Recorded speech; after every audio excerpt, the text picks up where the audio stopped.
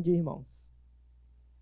Deus seja louvado. Mais uma vez estamos reunidos para celebrar a glória de Deus em nossas vidas, a salvação, para juntos, mais uma vez, também ouvirmos a sua mensagem. Por isso eu convido os irmãos a fazerem uma oração comigo, pedindo ao Senhor que abra o nosso entendimento, a nossa mente e o nosso coração. Oremos ao Senhor. Bom e amado Deus, obrigado, Pai. Mais uma vez temos a oportunidade, Deus, de estarmos juntos, reunidos com o Teu povo, celebrando ao Teu santo nome, ouvindo a Tua voz agora através da mensagem. Por isso nós te pedimos, Deus, que abra o nosso entendimento, tire de nossa mente, o nosso coração, qualquer coisa, Deus, que nos atrapalhe de ouvir e de entender, Deus, do que o Senhor tem a nos dizer essa manhã, Pai amado. Abençoa também, Deus, aqueles que estão em suas casas, quem sabe agora também no YouTube irão nos ouvir, Deus, e nas outras redes sociais. Que essas pessoas possam, Deus, refletir a respeito da Tua graça, Deus, da Tua palavra, Deus, de como caminhar com o Senhor e principalmente, Deus, de como agradar ao Teu coração, Deus. Pois fomos feitos, formados para isso, para a honra e glória do Teu santo nome. É o que hoje nós te pedimos e também te somos gratos em nome de Jesus. Amém.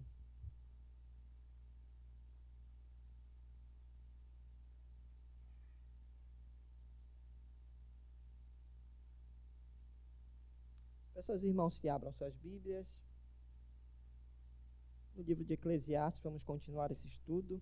E hoje nós vamos rever algumas palavras já ditas. Por isso, abra sua Bíblia no livro de Eclesiastes, capítulo 6.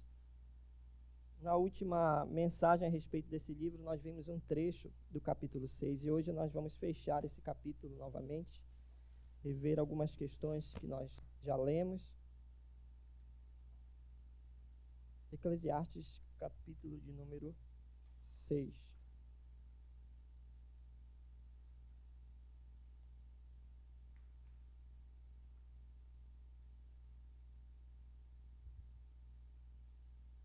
A versão que eu estarei lendo, irmãos, é a versão ARA, que é a Almeida Revista e atualizada.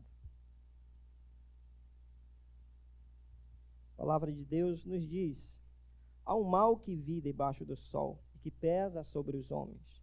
O homem a que Deus conferiu riquezas, bens e honra, e nada lhe falta de tudo quanto a sua alma deseja. Mas Deus não lhe concede que disso coma, antes o estranho o come. Também isto é vaidade e grave aflição.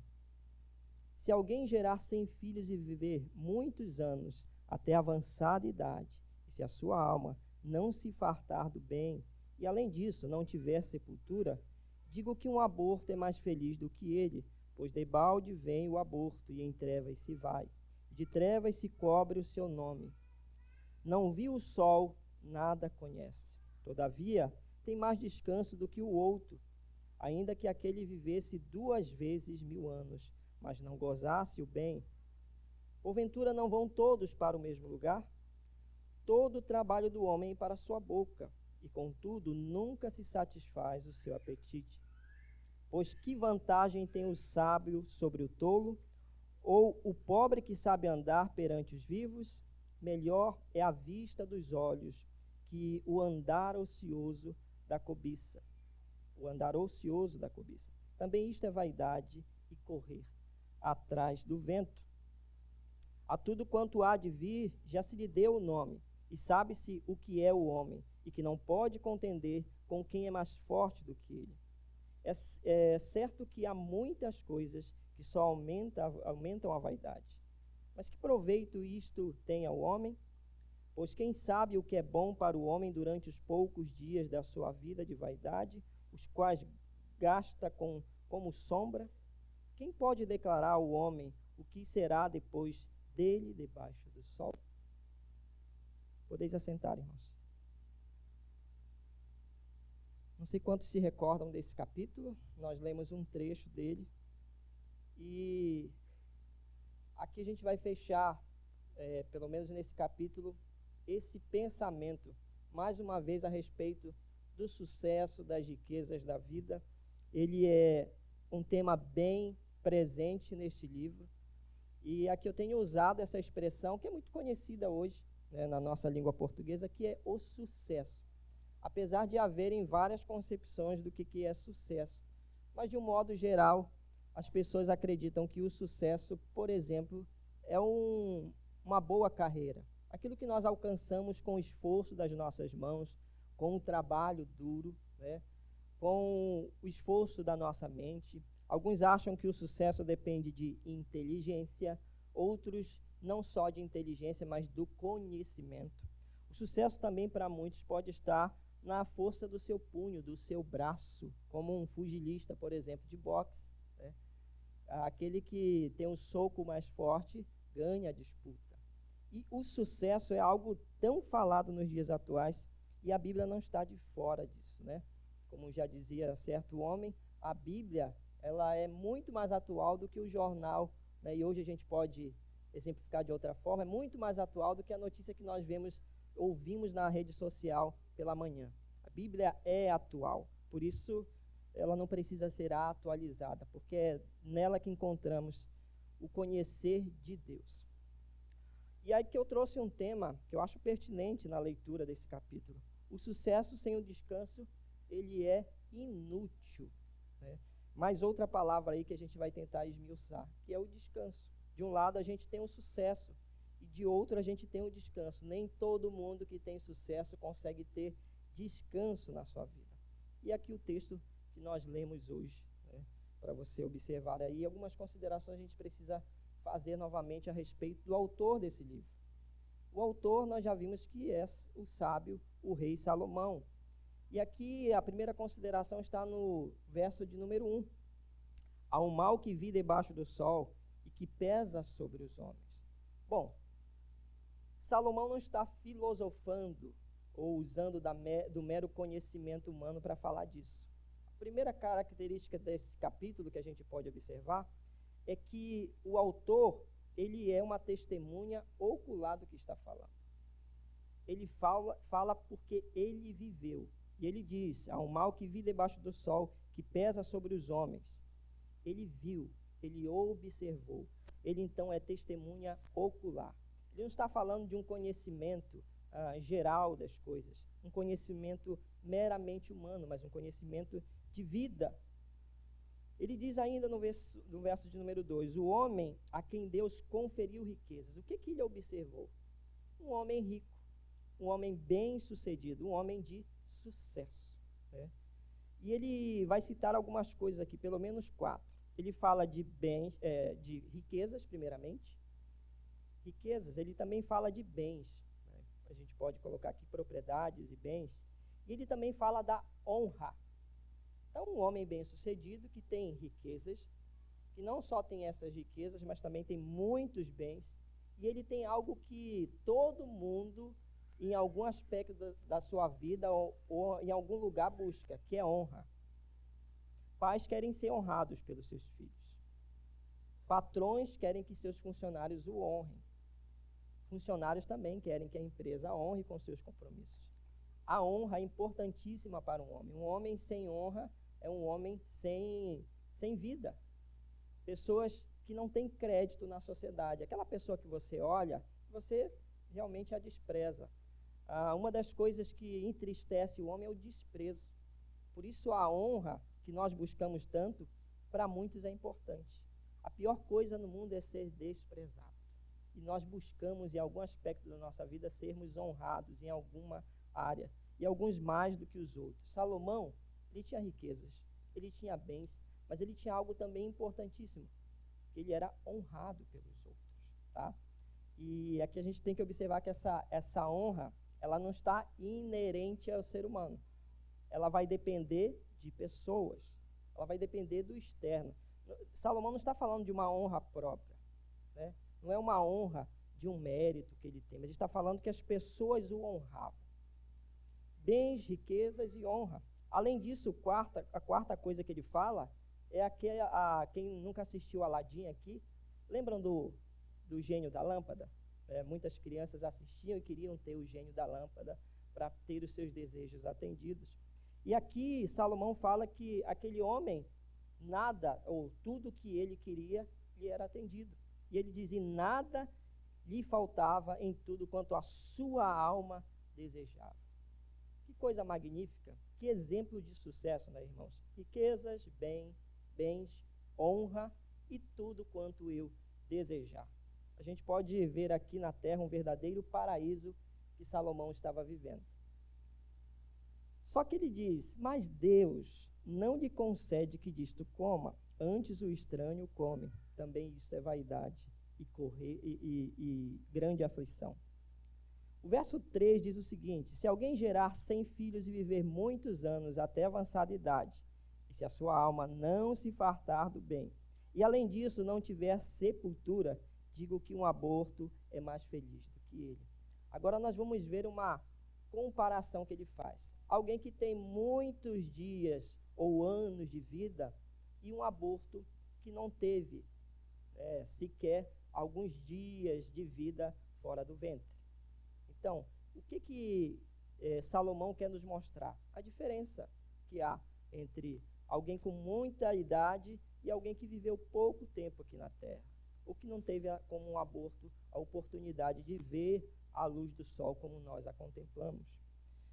De forma nenhuma ele quer se desfazer de um aborto, pelo contrário, ele mostra aqui para nós que um aborto é mais feliz que esse homem, que pode viver até 2 vezes 1000 anos.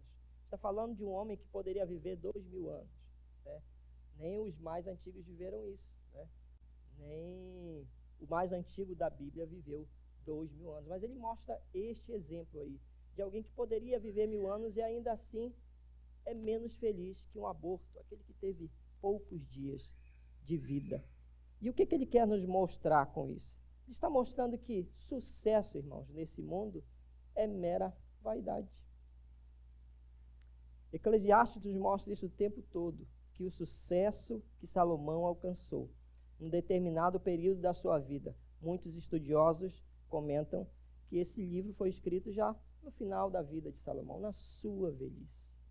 Ele está carregado de coisas, de bens, de honra, tudo lhe está sobre os pés. Mas ainda assim a gente não vê em Salomão o verdadeiro descanso. Ele não consegue descansar a sua alma. Logo, irmãos, nós precisamos entender que o descanso que nós vamos falar hoje não é o descanso de sentar na cama, dormir e acordar só já para ir para o trabalho. Eu não sei quantos conseguem. Eu acordo pelo menos 3 vezes, né, no período de sono. Mas tem aqueles que ainda conseguem dormir e ter um sono profundo, pela manhã acorda e com muita energia vai para o trabalho. Outros não têm essa possibilidade, sua vida é mais conturbada. Mas o descanso que nós queremos falar hoje é o descanso da alma. Como é que pode um homem de grande sucesso não encontrar descanso em sua alma? Esse é o nosso tema, o sucesso sem descanso. Então, para Salomão, ele é uma inutilidade. Lembram da palavra vaidade? Né? No original, no hebraico, a gente vê esse termo rebel o tempo todo. Vaidade, rebel, aquilo que é passageiro, aquilo que dura pouco, ou aquilo que nós não encontramos sossego, paz. Outra palavra que a gente poderia usar para sossego é a paz. O Rogério pregou isso na semana passada, né? Sobre essa paz. E a gente vai continuar esse tema hoje, porque é um tema presente também nesse capítulo. Um homem que tem de tudo, mas não tem descanso. Então, irmãos, a fazer essas considerações a respeito do texto, a gente poderia parar por aqui e nos deprimirmos com esse texto. Então, mesmo com sucesso, a gente não tem sossego, não tem paz? O que nós podemos fazer? E uma pergunta deve pairar nas nossas mentes todas as vezes que nós lermos esses textos de Eclesiastes, em que o Kohelet, o pregador, está assim, dizendo, nossa, a vida é vaidade, tudo é correr atrás do vento. Parece que ele está dizendo, nada nesse mundo vale a pena. Mas não para por aí. A Bíblia, irmãos, ela contém aquilo que a gente chama de teologia bíblica. A gente vê a Bíblia o tempo todo conversando com ela mesma. Nós vemos o tempo todo os textos se encontrando e as conexões dos textos. A palavra de Deus ela é completa para as nossas vidas. Não, nós não precisamos de profetas revelando hoje coisas sobre o futuro, porque o nosso futuro está nas mãos do Senhor. Começa por aí. E a palavra de Deus, ela é riquíssima. Pena que poucos hoje procuram na palavra de Deus as soluções que nós queremos encontrar para esse capítulo 6. Porque se nós terminarmos esse capítulo, a gente fica desesperançoso. A gente não consegue ter sossego, como aparentemente Salomão não está tendo.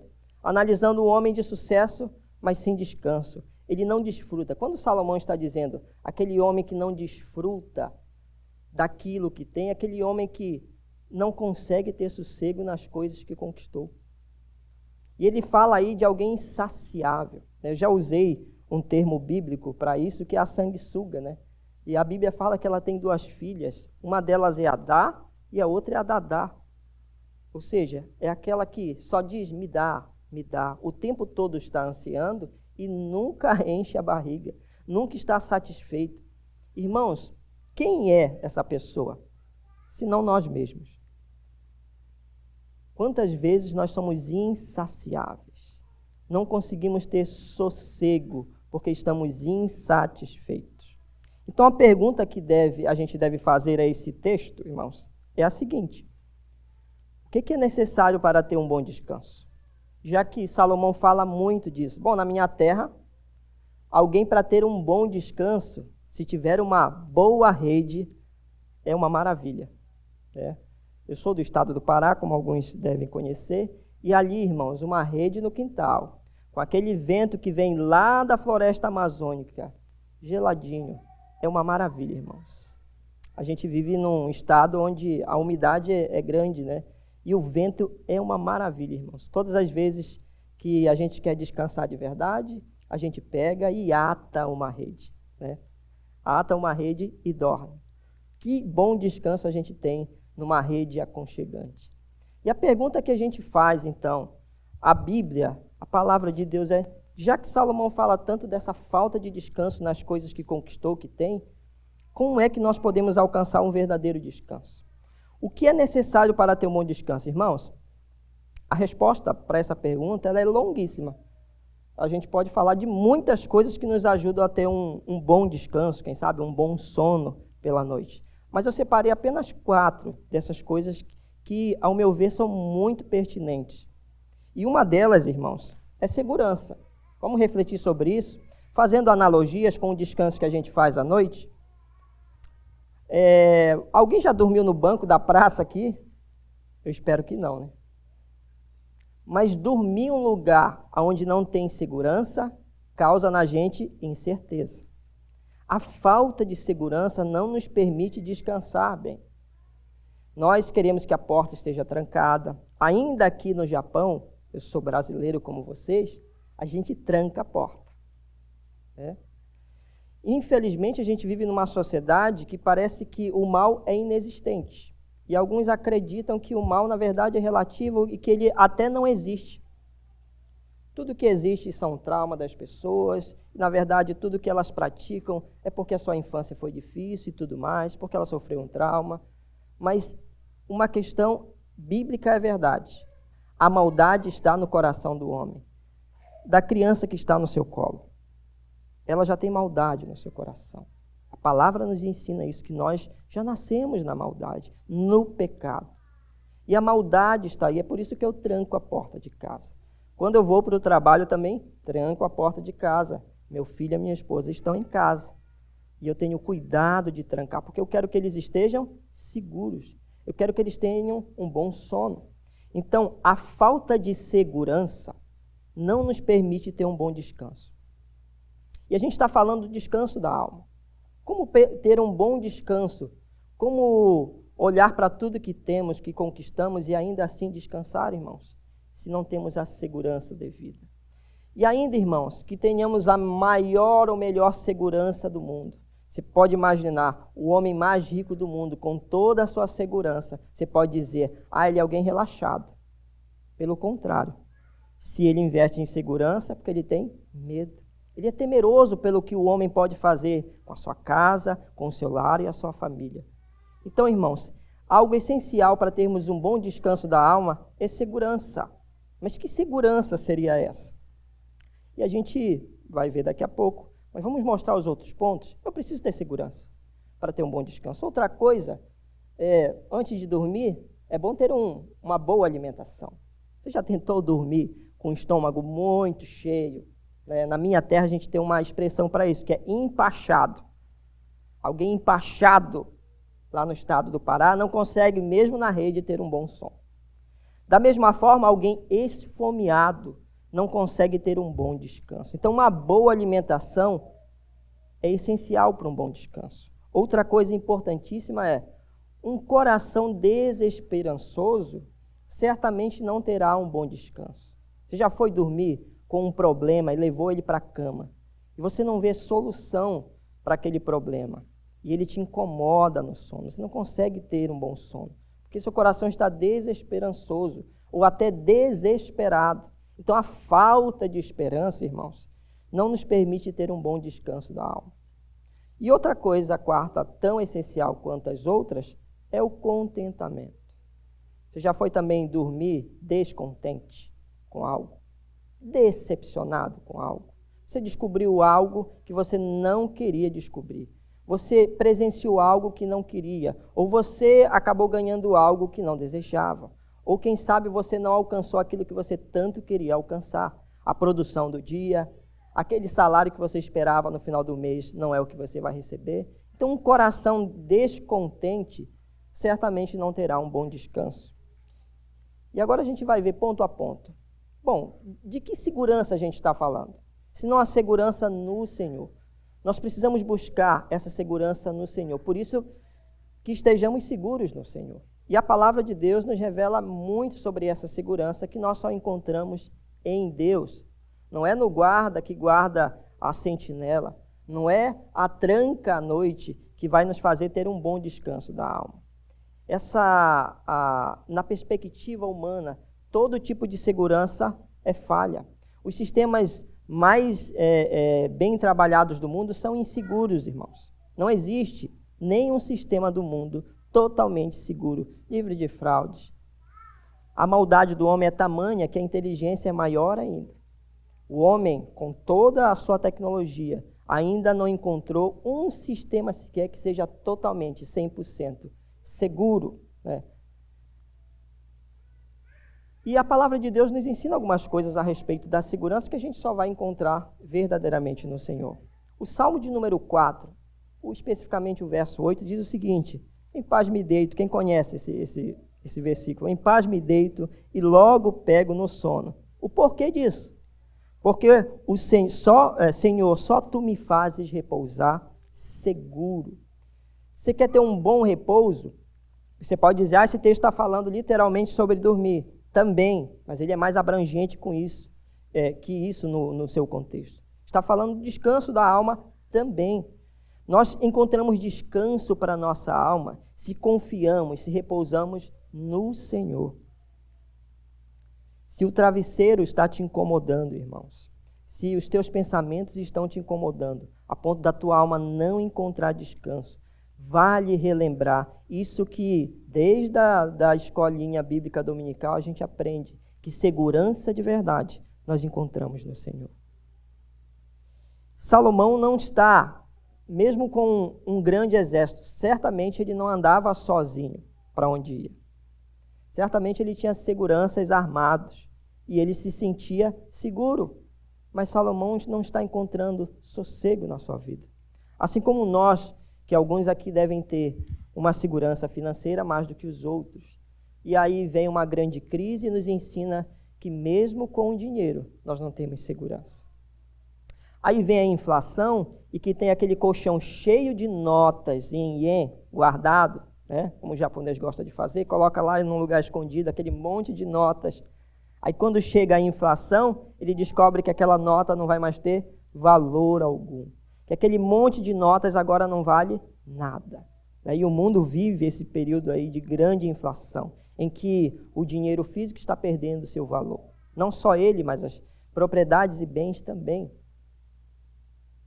Então, quando colocamos valor, segurança em algo que é finito, vamos nos decepcionar, assim como Salomão se decepcionou.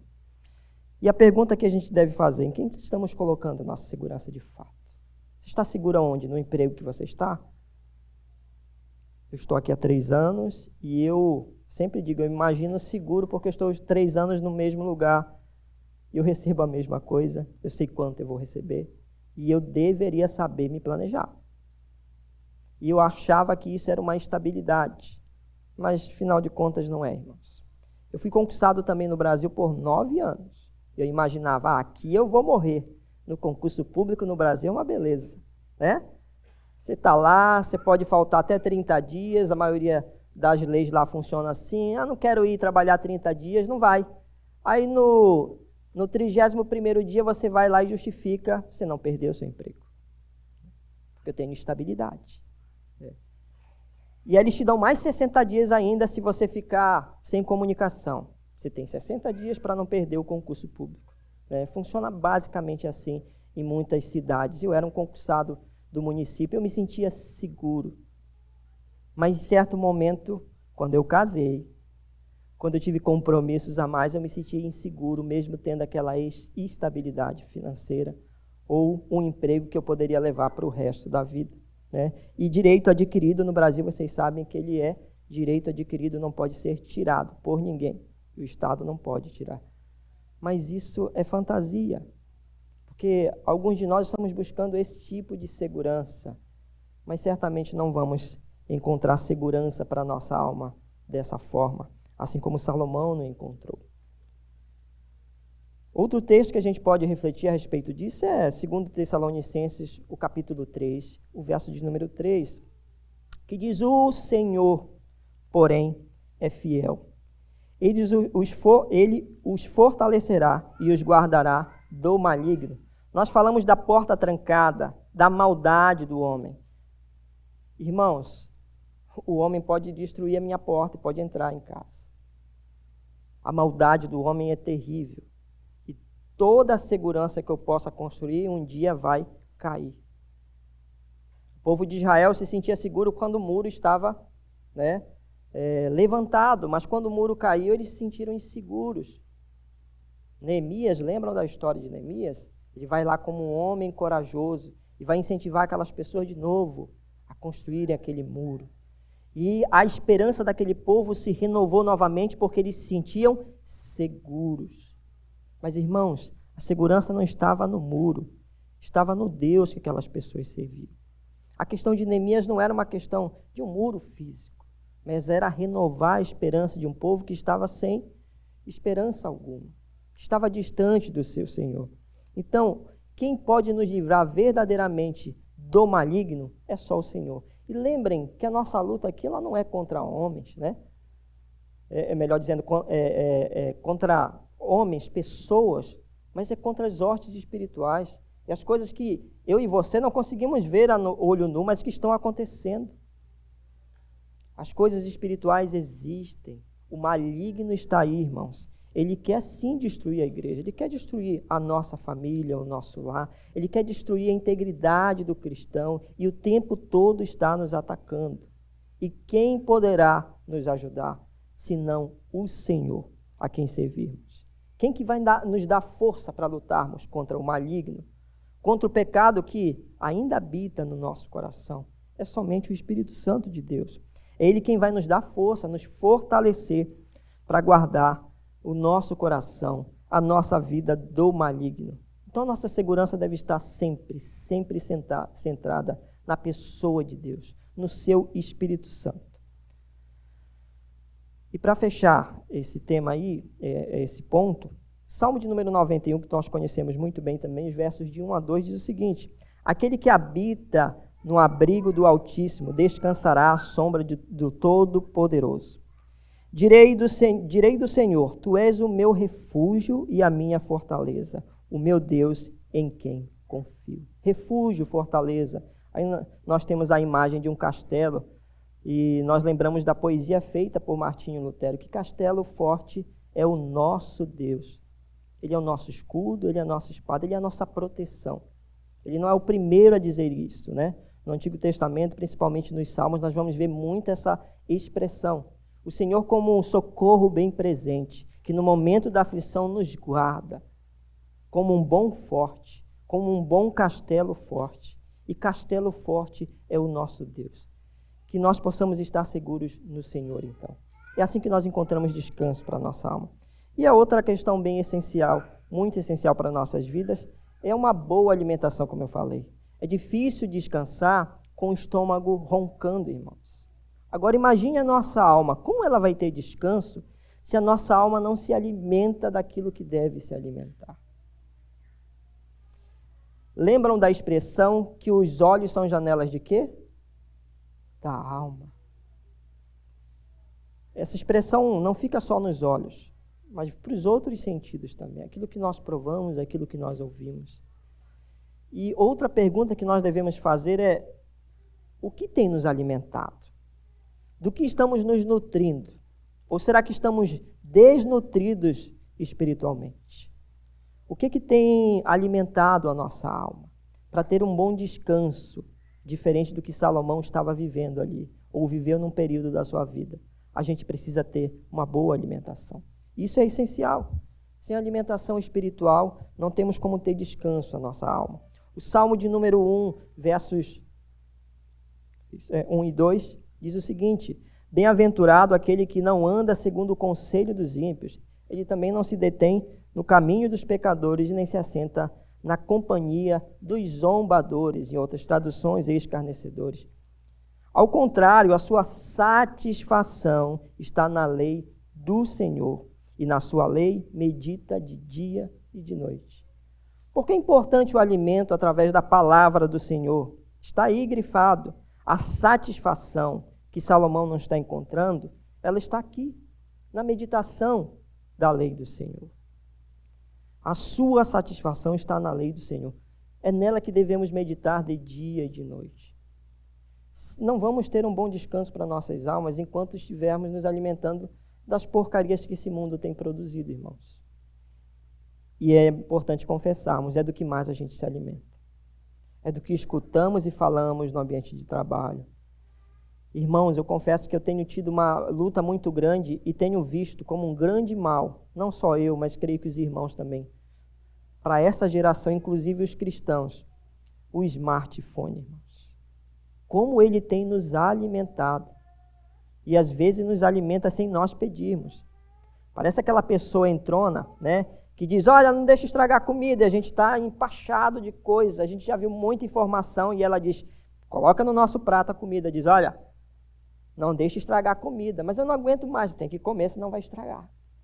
E eu sinto que o smartphone, as redes sociais, às vezes estão assim, ó, a gente já está cheio de conteúdo que a gente viu durante o dia, e ela continua empurrando mais, e a gente vai comendo e vai se alimentando.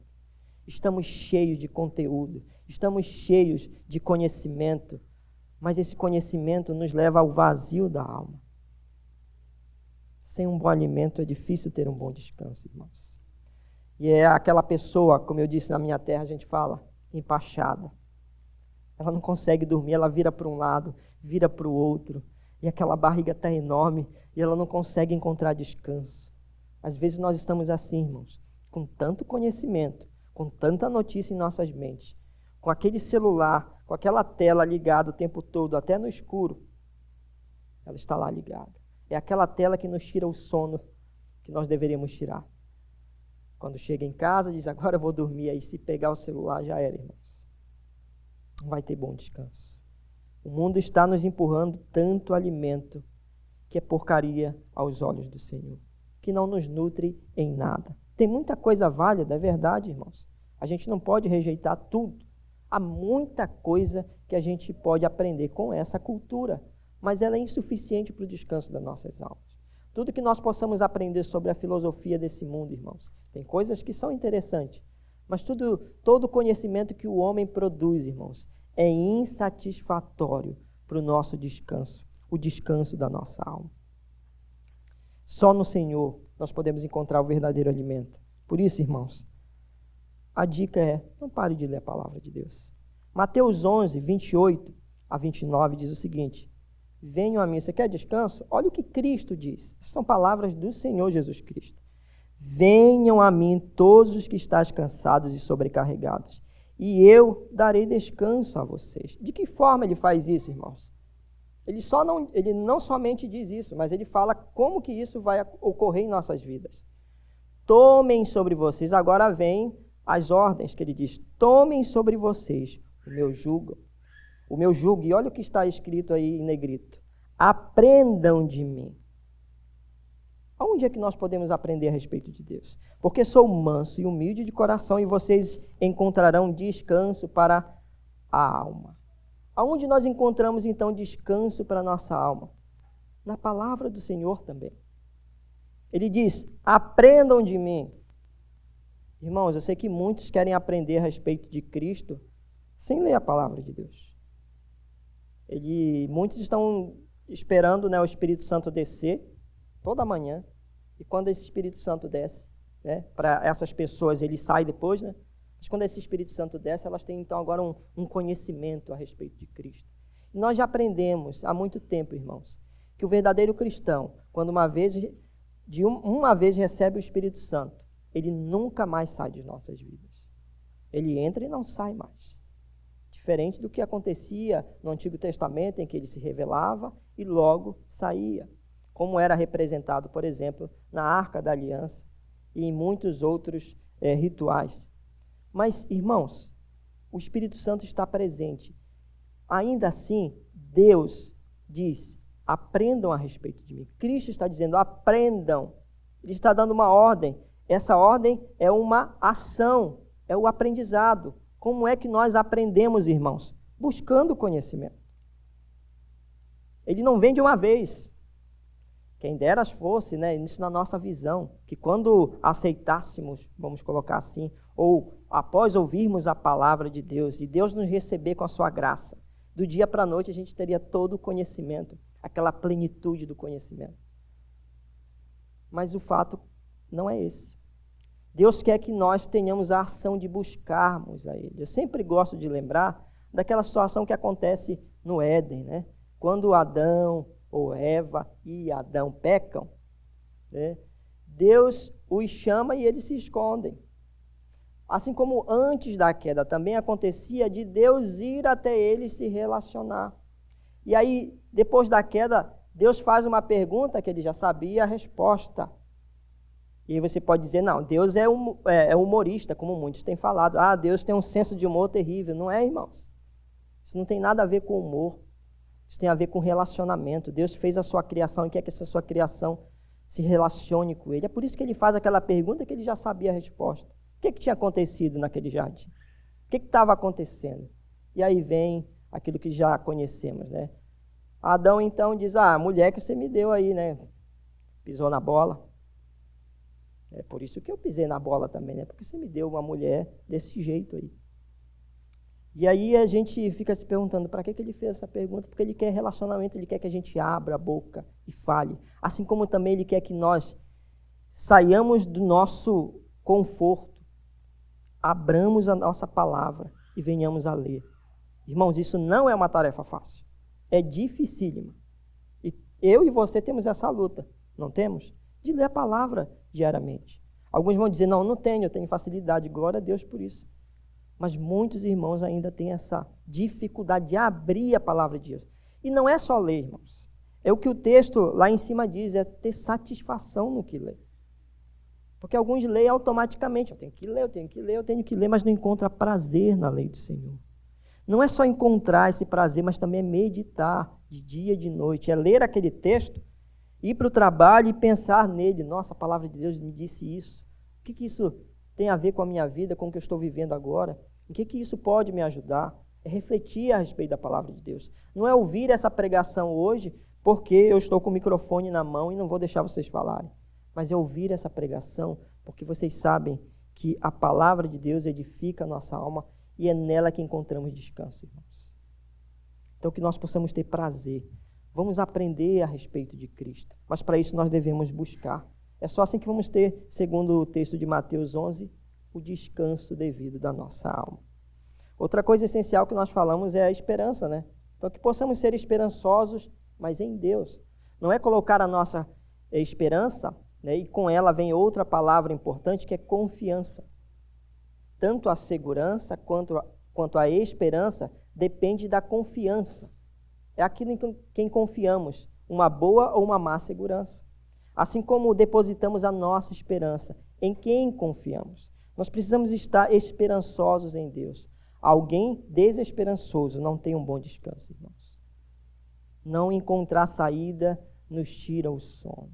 Não encontrar solução para o problema da nossa vida nos tira o sossego. E quando as pessoas não encontram, então, solução para o maior problema das suas almas, que é o pecado. Eu confesso aos irmãos que ontem à noite eu tive uma boa conversa com o Senhor. E eu sei que os irmãos, em muitos momentos, têm conversas que são mais marcantes que outras com o Senhor. A gente vê isso na Bíblia, a gente vê orações e orações, mas a gente consegue perceber na Bíblia algumas orações que são mais impactantes que as outras, que marcam, né?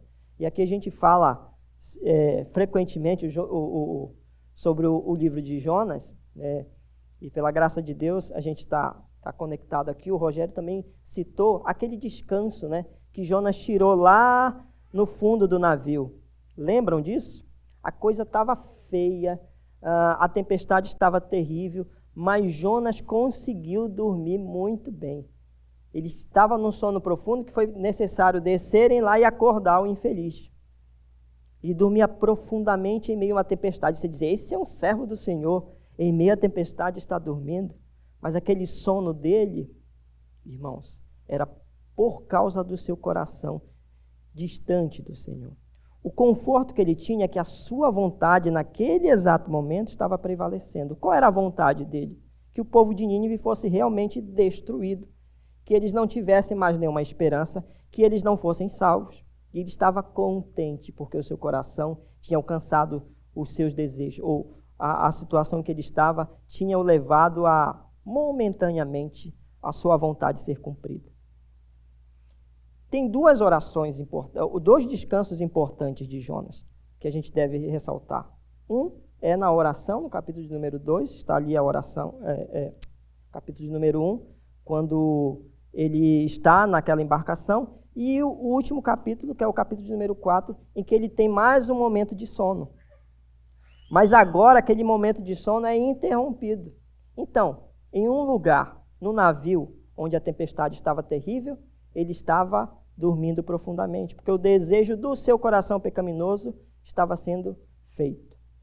Ou, em outro momento, ele está descansando, e aí Deus faz subir sobre ele uma certa planta, e depois Deus manda o quê? Uma lagarta. Essa lagarta vai lá, come aquela plantinha. E agora o sal começa a bater na cabeça, na testa de Jonas, e ele começa a se incomodar com aquilo.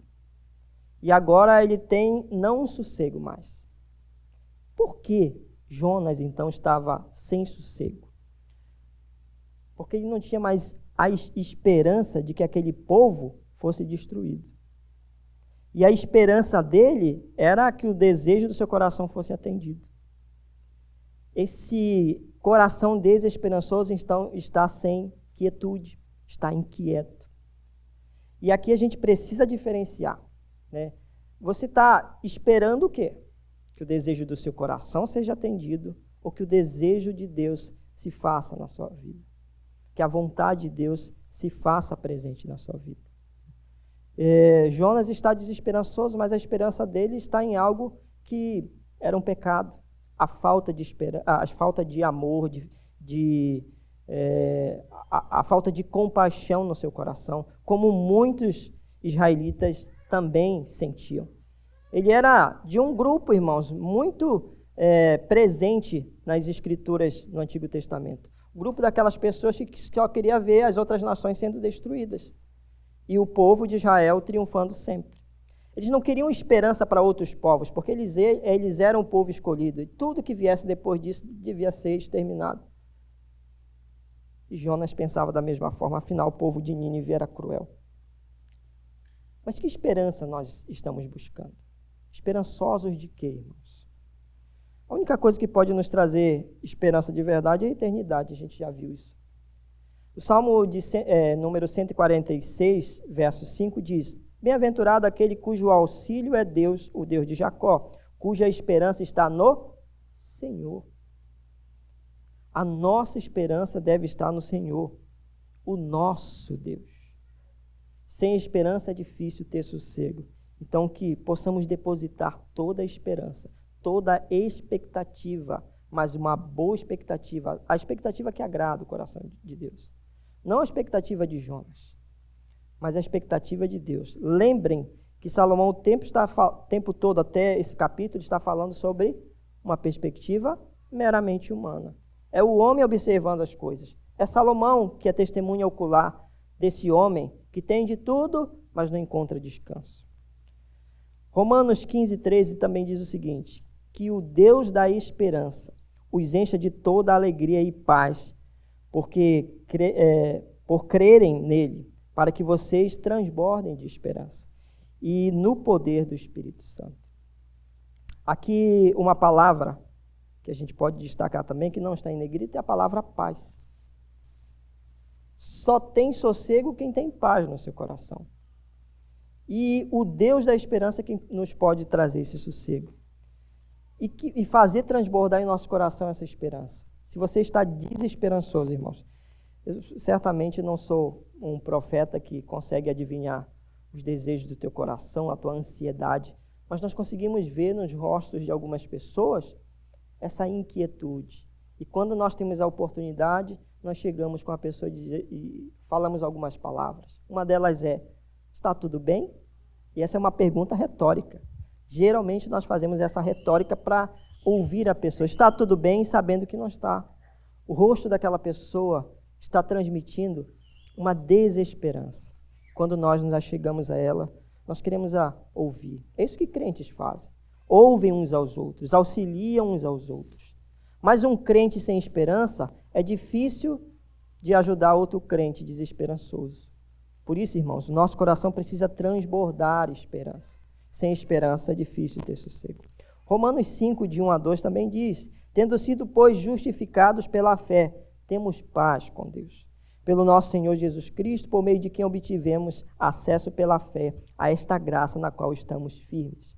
Assim, nos gloriamos na esperança da glória de Deus. O que é essa esperança da glória de Deus, irmãos? Que esperança é essa? O que o povo está esperando? O que essa carta está falando aos seus ouvintes? Gloriar em que esperança? Se não na volta de Cristo Jesus. É na glória de Deus. É o momento em que definitivamente Deus será glorificado por aqueles que o amam e por aqueles que o rejeitam. É a glória de Deus. É a vinda de uma nova vida. Como alguns textos nos falam, a nova Jerusalém, a nova cidade, né? Eu sei que muitos aqui já mudaram de municípios aqui, porque encontraram alguns municípios mais facilidade do que outros. Eu estou nessa busca de encontrar uma cidade, né, que receba bem meu filho, que tenham bons recursos para a nossa família. E como é bom estar em uma cidade que a gente pode confiar, que tenha segurança, que tenha sossego de verdade, que a gente possa ter um bom emprego. E o homem, o tempo todo na história, busca lugares, irmãos. Ele sai de um lugar como os nômades faziam, e alguns fazem até hoje, e eles vão para um lugar que seja agradável. Se está muito frio, agora ele vai atrás de um lugar mais quente. Se ali tinha fartura, agora de alimento e não tem mais, esse nômade vai para outro lugar. E a gente lembra daquela caminhada de Abraão para a terra que Deus havia o prometido. Em alguns lugares ele encontrava verdadeiro sossego, de outros logo ele ia embora, porque via e o próprio Deus o mandava para outro lugar. E parece que o ser humano o tempo todo está buscando um lugar a qual pertencer. E a nossa alma também anseia por isso. Para a gente ter um bom sono, um bom descanso, a gente precisa de um lugar aconchegante, não é verdade? A notícia aqui é que esse descanso nós encontramos na glória de Deus. Mas, pastor, a gente não está vivendo agora a glória de Deus. Aí eu pergunto, por que não? Porque a gente imagina que é só essa glória futura. E a gente lembra que Jesus já reina. Ele inaugurou o seu reino aqui. Ele reina no nosso coração. Ele reina na sua igreja. Então, o que está faltando para a gente encontrar essa paz, essa alegria na gloriosa esperança do Senhor? O que está faltando?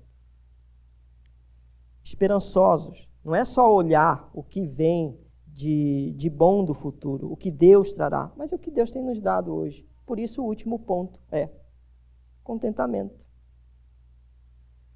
Mas contentamento em quem? No Senhor, que possamos estar contentes no Senhor. De um lado, se a gente tiver tudo isso que a gente já falou dos 3 pontos agora, se a gente não tiver esse último, irmãos, é difícil descansar também. Contentamento. Pessoas descontentes vão colocar a cabeça no travesseiro e não terão um bom descanso. Os batimentos cardíacos vão lá para cima, né? E aqui, irmãos, eu quero lembrar um trecho do Catecismo de Westminster, o Catecismo Menor, né? Os irmãos devem lembrar, tem o Catecismo Maior, o Catecismo Menor, e no Catecismo Menor, ou no breve Catecismo de Westminster, tem 2 perguntas aí muito pertinentes, que também têm a sua resposta, né? Que é as perguntas de número 80 e 81. Quando o Catecismo fala sobre o 10º mandamento, e faz esse comentário, ele tem esses 2 trechos de perguntas aí. A primeira pergunta, de número 80, diz o seguinte: que exige o 10º mandamento?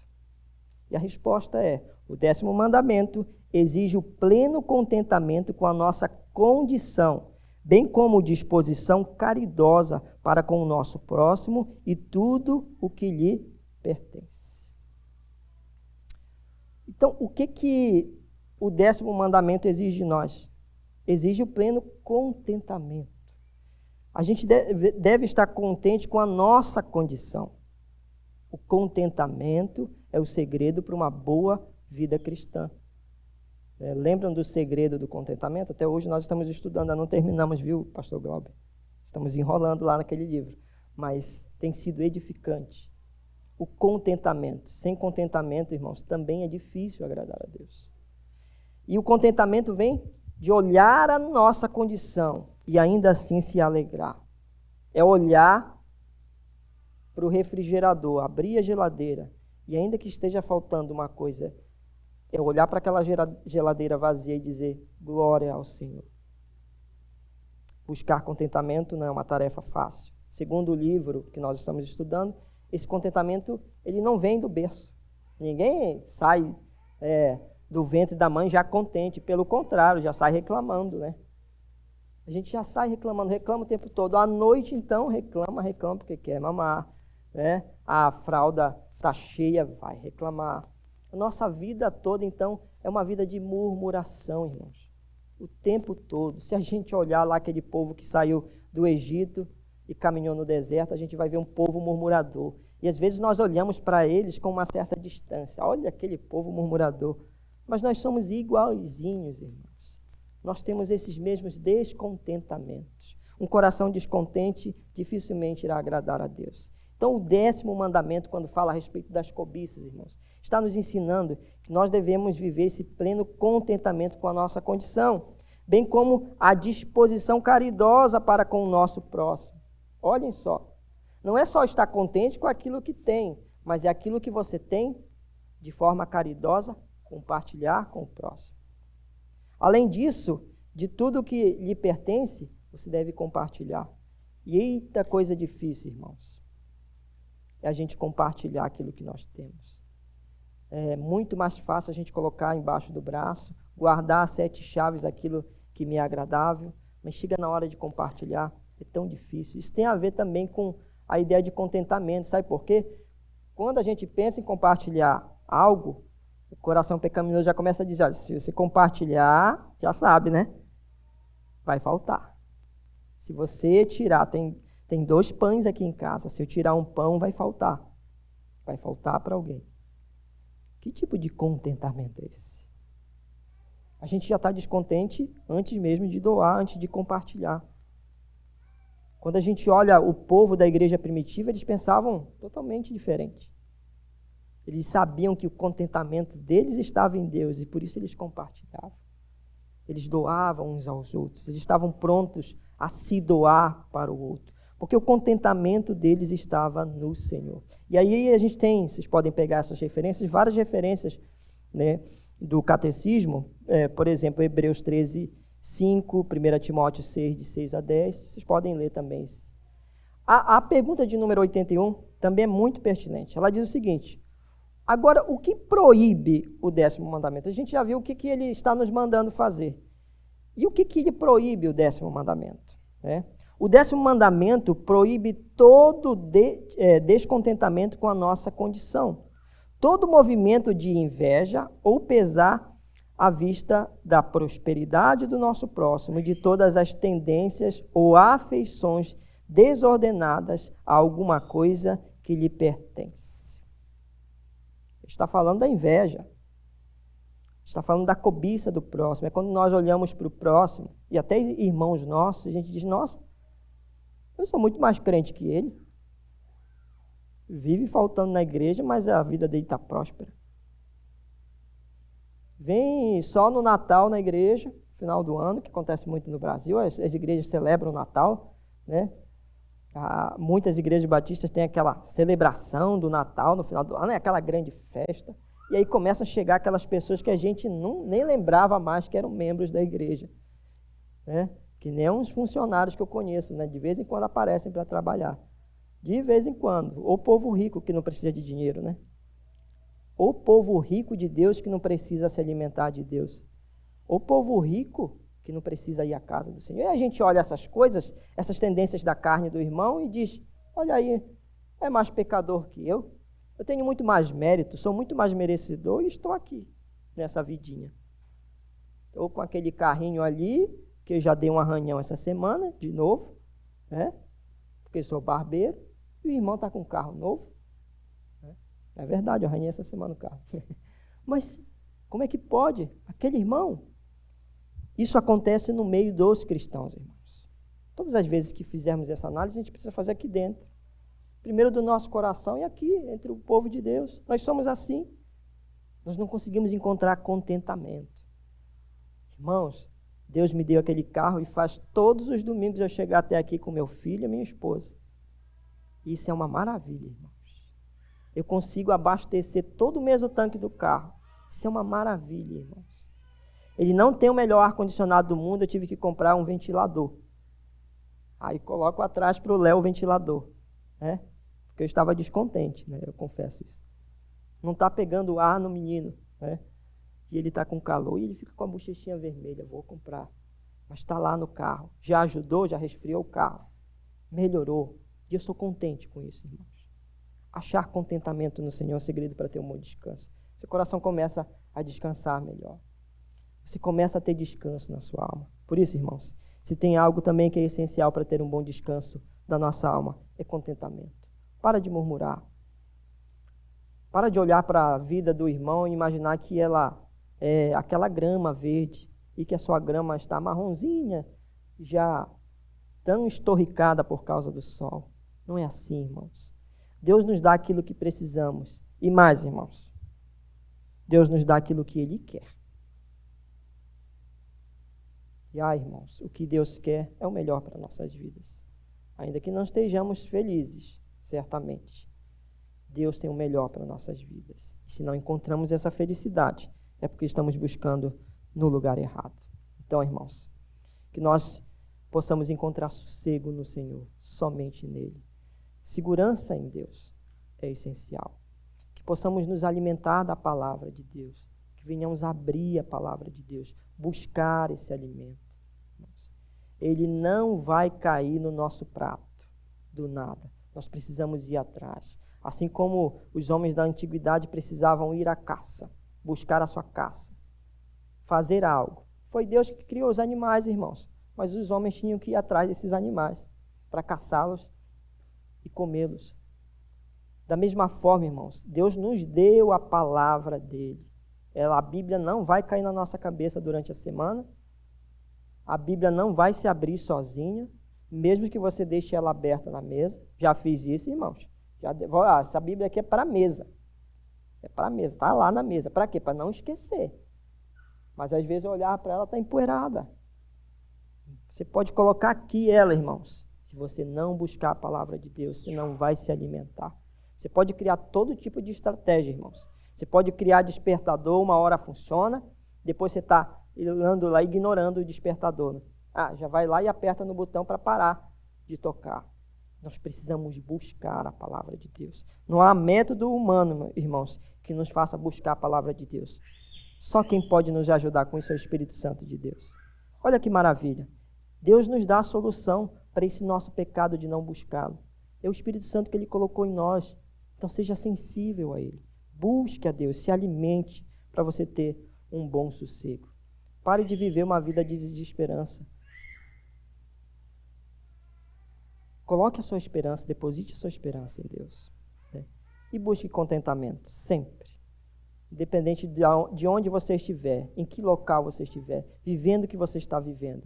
Entenda que algo que pode nos trazer essa mentalidade de contentamento é saber que Deus já nos deu algo que é maior do que qualquer coisa que o dinheiro pode comprar, que esse mundo pode nos fornecer, que é a eternidade com Cristo Jesus.